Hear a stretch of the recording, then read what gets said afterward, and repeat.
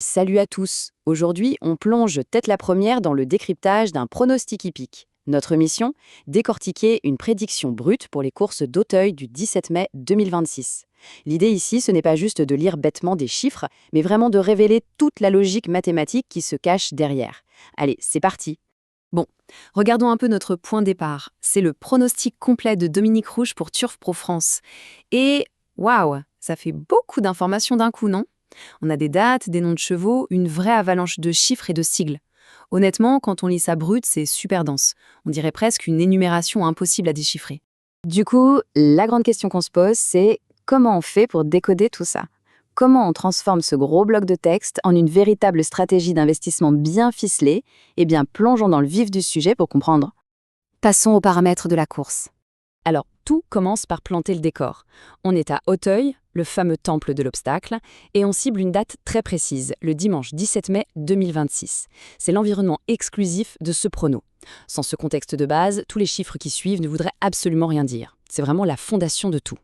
Ensuite, on a l'auteur et la cible. L'analyste derrière tout ça, c'est Dominique Ruche, qui opère pour Turf Pro France. Et attention, petite subtilité ici, sa stratégie ne s'applique pas à l'ensemble de la journée. Non, elle vise exclusivement la 5e course du programme. C'est de la précision chirurgicale. Et là, on tombe sur le chiffre clé, 14. C'est-à-dire qu'il y a 14 partants au total dans cette épreuve. Ce chiffre est super important à garder en tête parce qu'il pose l'ampleur du défi mathématique. Sortir la bonne combinaison parmi 14 concurrents, ça demande une sélection hyper rigoureuse. Voyons maintenant les paris ciblés. Le premier niveau d'ambition, c'est le grand classique, le tiercé. Le concept est super simple sur le papier, mais redoutable en pratique. Il faut prédire avec exactitude les 3 premiers chevaux à franchir le poteau d'arrivée. C'est vraiment la base de la prise de risque ici. Le texte mentionne ensuite le quarté plus. Et là, clairement, la difficulté mathématique explose. On ne cherche plus 3 chevaux, mais bien les 4 premiers du peloton. L'exigence de précision monte d'un cran, et pas qu'un peu.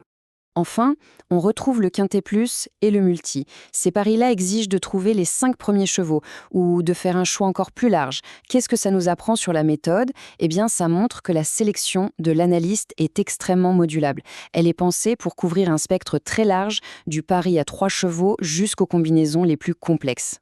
On en arrive au quartet principal. C'est un peu le cœur du réacteur. Les 4 premiers noms qu'on voit là constituent la base absolue de confiance. En pole position, on a le numéro 10, Cadam. Il est suivi du 8, Coloco Chico, du 5, Toscana du Berlay, et enfin du 14, Kivala du Berlay. Cet ordre n'est pas jeté là au hasard, c'est la hiérarchie stricte de la prédiction. Et c'est là que l'architecture de la pensée de l'analyste devient brillante. On a une structure à 2 niveaux. D'un côté, le noyau dur, les favoris incontestés qu'on vient de voir, 10, 8, 5 et 14. De l'autre, on a une sélection étendue avec le 2, le 11 et le 9. Ces 3-là agissent comme un filet de sécurité. Ce sont des jokers intégrés pour viser les paris complexes comme le quintet plus et absorber une grosse part de risque. Analysons pour finir la stratégie du couplet. Souvenez-vous des 3 chevaux relégués à la fin de la liste principale. Le 2, Gold Tweet, le 11, le Petit Cheval et le 9, Selgem. Au premier regard, on pourrait se dire qu'ils sont totalement secondaires, de simples figurants, n'est-ce pas? Eh bien, pas du tout. La petite mention couplet GP, pour gagnant surplacé, vient tout changer. C'est un pari où l'on choisit 2 chevaux pour finir dans les toutes premières places. Stratégiquement, c'est une couverture parfaite. C'est une manière de sécuriser des gains sur des chevaux précis, indépendamment du chaos que peut être le reste de la course. Et regardez bien cette manœuvre tactique, c'est fascinant. L'analyste vient croiser ses propres données.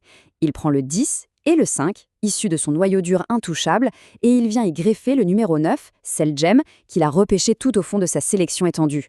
Franchement, c'est audacieux. Il marie ses convictions les plus fortes, avec un outsider total pour créer un blob de paris hautement stratégique. Du coup, le message ultime de cette analyse se résume en une séquence choc, 9, 5 et 10. 3 numéros isolés de la masse, combinés pour maximiser les chances de couverture. C'est vraiment l'essence même de ce pronostic. Alors voilà, on est passé d'un bloc de texte pratiquement illisible à une architecture tactique redoutable qui culmine avec cette fameuse combinaison 9-5-10.